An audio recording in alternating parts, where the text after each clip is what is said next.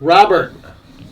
Joseph. How are you? I'm well. Yeah? I probably sound a lot louder than you because I'm on the mic for some reason. I don't know why. Are you saying I should lean in a little bit? Or I should lean back. One or the other. Welcome to Beyond Sunday, Joel and Rob's podcast. Welcome. I'll just repeat you. What do you have for us today? Yes, I am the theme song guy today. Uh-huh. And this is an all-time great theme song, so I'm excited about sharing it. But it's also a theme song of what is now a kind of a... Well, the show has taken on a very different life than it once knew because its hero is a pariah. Yeah, I have an idea. Yeah. So, just to share that, this is about the theme song itself. And the show, I would note, was a good. culture-breaking kind of show. I think I know what you're talking about. It's a great show. But it can no longer be separated from its... Yeah, I can't think of the name. I know what you're talking about. I'm pretty sure. Oh, you definitely do. I can't think of the name of the show right now, though. Do you know the dude's name? I know. That's it. Oh, yeah, that's it. Sorry. Yes. I was thinking something different. But this is a great theme song. Yeah, I forgot. That's what it was called. This is yeah. a great theme song. And we never did it because we knew... Yeah.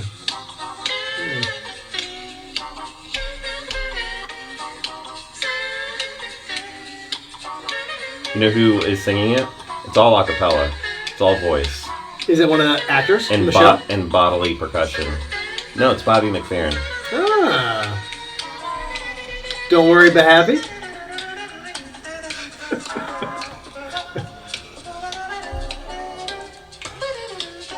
Yeah. Yeah. Yeah. It's a great theme song, isn't it? It is. Oh, love the theme song. It is. Yeah. Yeah, there's a reason why it's taken so long for us to get here. To get to this moment. Yeah. Yeah. And the show had a whole lot of different theme songs across its span. Did it? And a lot of them were odd and different. And I guess this was odd and different in its own way. But, I mean, it's Bobby McFerrin. It's incredible. Yeah. Yeah. Thanks for bringing that one. We actually haven't named it. You still haven't named the dude? The show. Well, I mean, it's just, I know. I know. Just because he doesn't... It's such a difficult thing to even name and talk about. I agree. And you don't want to bring his name up. Yep. Yes. So, we are at week 1 of our current podcast series, where we are studying, we're exploring this book by Bronnie Ware. My Vanna Whiting wasn't good enough? No, it wasn't You had good to touch it. The top 5 regrets of the dying. Yeah. And we teased it last week, and this week we're going to talk about the top regret. So again, Bronnie, as she is a palliative care nurse, as she visited with those that were in the last stages of life, trying to help them be not just physically, but emotionally and spiritually to kind of tend to those concerns within those 3. She slowly developed these themes of people as they looked back on their life, these regrets that they had. And so the first one, the top one, this was the one that she found to be that was most often shared with her, was, I wish I had the courage to live a life true to myself, not the life others expected of me. So when we were doing this last week, and I went through all 5, as I went through all 5, they all immediately connect to me. Like each one, I go, ooh. Where is that true within me? Ooh. Yeah. And that's why this has been. I've kept these 5. What do you do? Ooh. Yeah. But I looked over at you, and you were a little emotional. Like there was one in particular maybe, and we don't have to get there today, but I could tell, yeah, these connected with you too. Oh, yeah. These got inside you. Yeah. Yeah. I don't know which one got me particularly emotional, Mm-hmm. but you know me well, so I'm sure you saw I it. did. Yeah, I did. Yeah. So, a couple things before we jump into this one.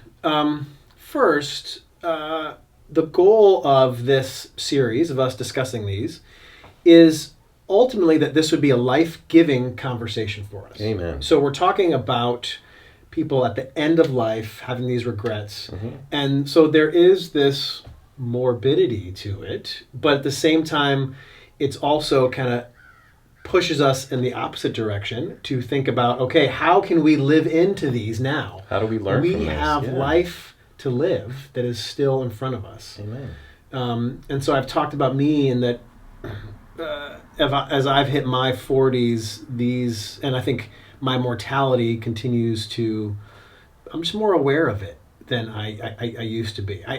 My ears perk up when I hear a news story of someone around my age who died. Yeah. And I go, oh, I'm that person's age, or I'm older than that person. Yeah, right there. older, and especially when it's, someone you're close to and have a relationship with or new, it hits home in a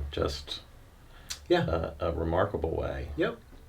So there's something life-giving about these, but also I don't want to lose the fact that there's also these regrets were connected. They're connected to death. They're connected to our mortality, and there's also at the same time something very healthy to recognize death. It's something that, especially in our current Western culture, I think we don't talk about it enough. And in this way, that death will happen. It's a certainty. It's a certainty. So for me, and this is just me, I will often have a better day when bouncing around in the back of my head is some kind of owning the fact that I will die one day. Carpe diem, right? Seize the day. Yeah, there. To me, there's something freeing about it. That, yeah, I will die, and there's life to be lived in the meantime. Does that make sense? Or maybe have you resonated with that at all? Because that's something that I have resonated with, and maybe this comes from me working as a chaplain at a hospital where I was around death a lot. Yeah, that's very impactful. Like it changed how I looked at life because I was with people who had just died, or with families who were gathered around their loved one who had died, and it was the first time where I was in the presence of death, really ever up to that point, and it's changed how I look at life. Oh, absolutely. I didn't have the intensive year-long that you did. I had a much shorter 3-month period as a chaplain, something our denomination requires of all pastors. Yeah. But it absolutely, when you become aware of the fragility of life and its finitude, right? Yes. It does shape your perspective of the world, because one of the things that humans are remarkably good at are our defensive techniques that are constantly kind of trying to come up and shield us from our radical vulnerability. Yes. Our bodily vulnerability, our emotional vulnerability. We're really skilled in ways we don't even understand at using our defense mechanisms to shield us from that. And when, it's a lot of us have had, experiences that have just ripped those defense mechanisms off and forced us to come face to face with the finitude of life. And that's a healthy, what we're here to argue is that that's a healthy, when it doesn't happen in a traumatic way, let me say that. When it doesn't happen in a traumatic way, it is often a very healthy experience. That's a good caveat. Because it's almost always better to live life in truth. Yeah. Not being shielded from the things that you just would rather not see. It's much better to actually see life in all of its fullness and all of its finitude. It helps me to lean more into gratitude every day. It helps me lean more into the present moment of sitting around a dinner table with my family, those kind of moments. When I recognize the finitude of life, I go, oh my gosh, look all that is around me today that yesterday I was not aware of at all. I didn't stop and give thanks for that. So I think there is something healthy about recognizing our finitude. Yes. Yeah. My own personal life, the finitude has kind of gotten masked in a different way, and you know this, and I've shared this here before. It's masked around my kids and their aging, and my oldest is about to go off to college next year. Yeah. And that has been a perpetual kind of ticking clock in my head in which I'm measuring life, not so much in terms of death, but in terms of immediate family. Sure. And then the other thing that's going on with both of us is our aging parents. Yeah. And seeing that and the effects of just breaking bodies and broken health, and the inevitable truth of life is birth, life, decline, and death. And we're here to talk about it and own it and explore with Bronnie how we can learn lessons from the dying in order to live life more fully. Exactly. Yeah. So let me read it again. Regret number 1. I wish I had the courage to live a life true to myself, not the life others expected of me. So when I hear this one, I immediately hear a lot of shoulds. I should do this. This is what people would expect of me. I hear these shoulds that can dominate our life. I can hear them in my own life in many ways. Yeah. So what about this resonates with you? What about this regret speaks to you? Well, I'll be honest. When I first read the regret, because I read about these in an article that I think Bronnie wrote, and that was later turned into a book. Correct. I wasn't picturing the major example that she gave through a woman named Grace. It was essentially spousal abuse. Is the example? Yes. It's not. I don't think they use the word. Maybe she does abuse, but it's control, strict, rigid, emotional control, in which Grace does not feel free to be who she is and to do what she wants to do. And life is just too short not to be who you are and do what you want to do with obvious boundaries, right? Legal and moral boundaries being assumed here. And I thought, wow, what a profound example.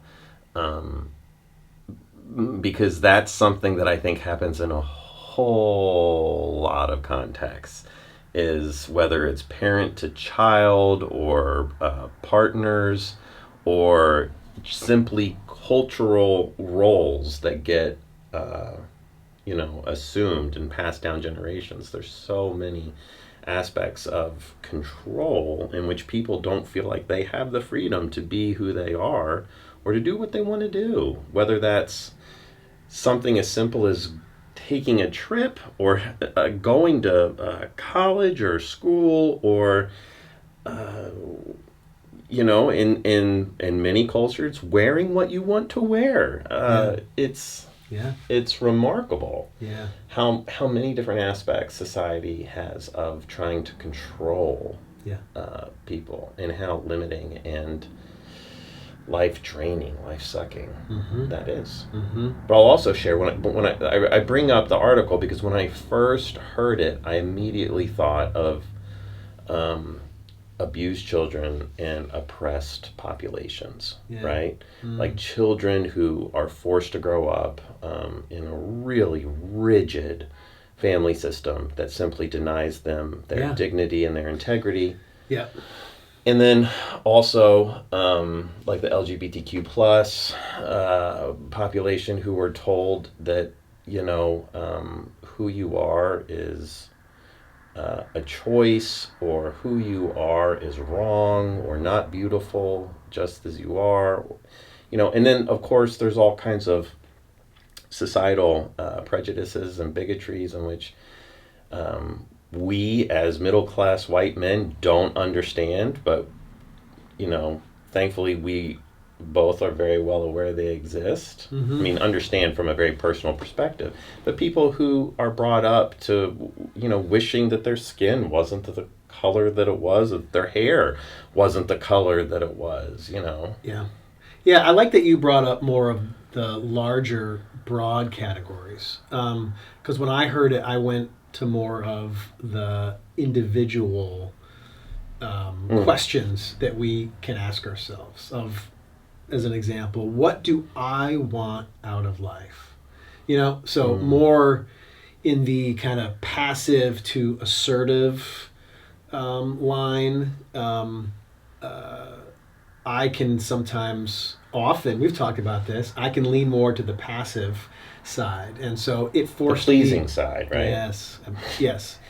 It forced me to be willing to shift the needle a little bit to the more assertive side and be okay asking that question, what do I want out of life? Like, what is it that's within me that that I fear I will be regretting when I get to the end? Like, I think that's what I've enjoyed these so much, is I started to picture myself at the end.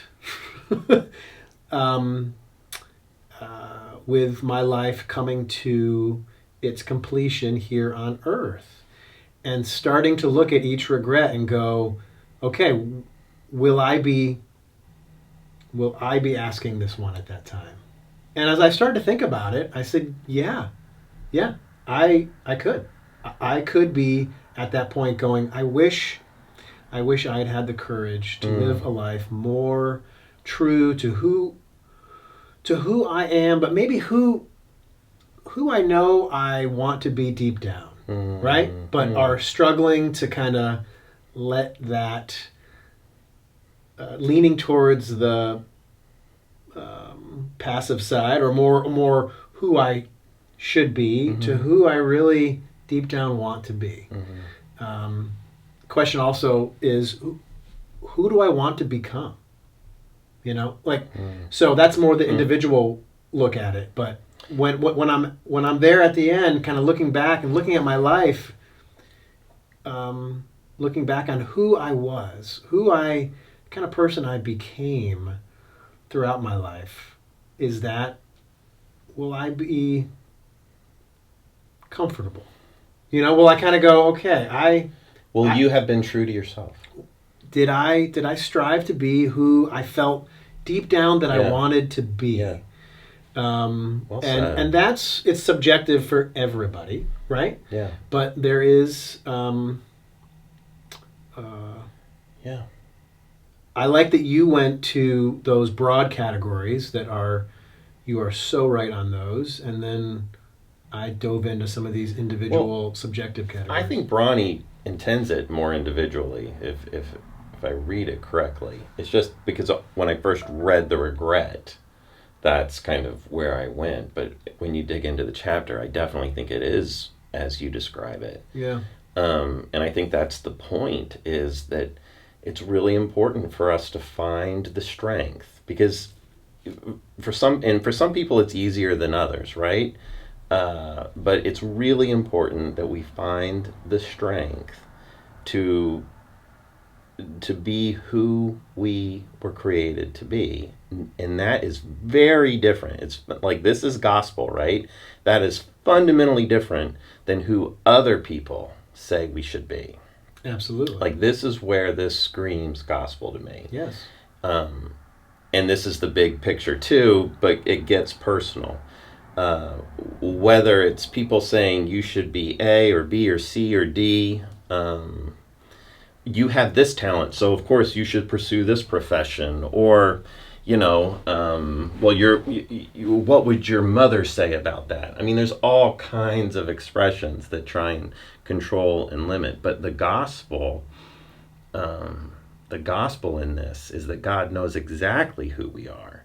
God knows our every strength, and God knows our every weakness. And God calls us beloved and precious. God clothes us with grace. God sees us as righteous. And so we need not fill a single other person's expectations of us. Yeah. We need to pursue and be or become, as you say, who God already knows we really are. It even got me thinking about taking risks in life, and being okay with failing. I would much rather get to the end and go, wow, I gave that a shot. I failed spectacularly. Like, it was a disaster. Yeah. But I gave it a shot. Amen. Instead of getting to the end going, I never allowed myself to just try it.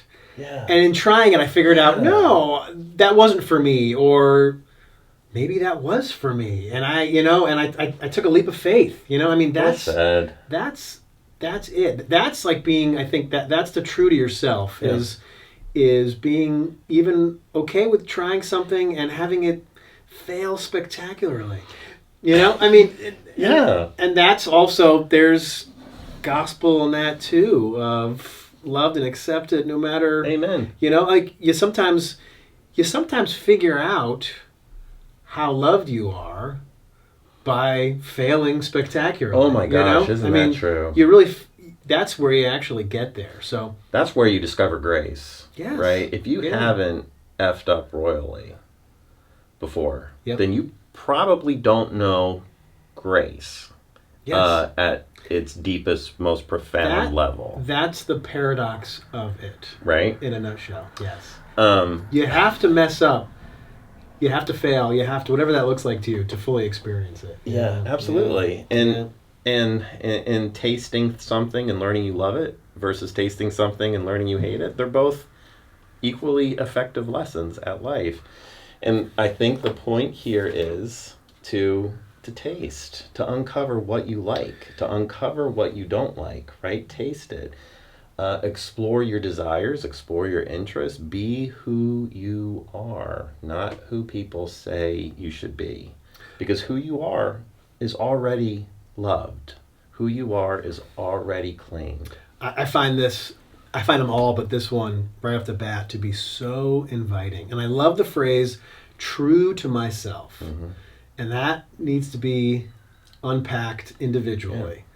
Yeah. But it's a huge invitation in that phrase. And I would just take it one more step, Christians, and that is that it also means letting the people you love be who they are. Ah, yeah. Right? This, I think, boils down to control. Yes. And letting ourselves be free of it and letting those we love be free of it. Yeah, that's a whole other podcast right there. Yeah. So I'm going to end today with a poem by Mary Oliver. You know Mary Oliver at all? Not personally, but I know her work. I discovered her a little bit this summer. She's not a Christian, though I've listened to a couple interviews with her. She grew up Christian, but I don't know if she'd classify herself as that. She loved the natural world, just died recently. But I've come to recently read some of her poems. This one, when I read it, it just spoke to me. It's called The Journey. One day, you finally knew what you had to do and began. Though the voices around you kept shouting their bad advice, though the whole house began to tremble and you felt the old tug at your ankles, mend my life, each voice cried. But you didn't stop. You knew what you had to do. Though the wind pried with its stiff fingers at the very foundations, though their melancholy was terrible, it was already late enough and a wild night, and the road full of fallen branches and stones. But little by little, as you left their voice behind, the stars began to burn through the sheets of clouds, and there was a new voice which you slowly recognized as your own, that kept you company as you strode deeper and deeper into the world, determined to do the only thing that you could do, determined to save the only life that you could save. Thanks for being with us, everybody. We will see you next week for regret number 2.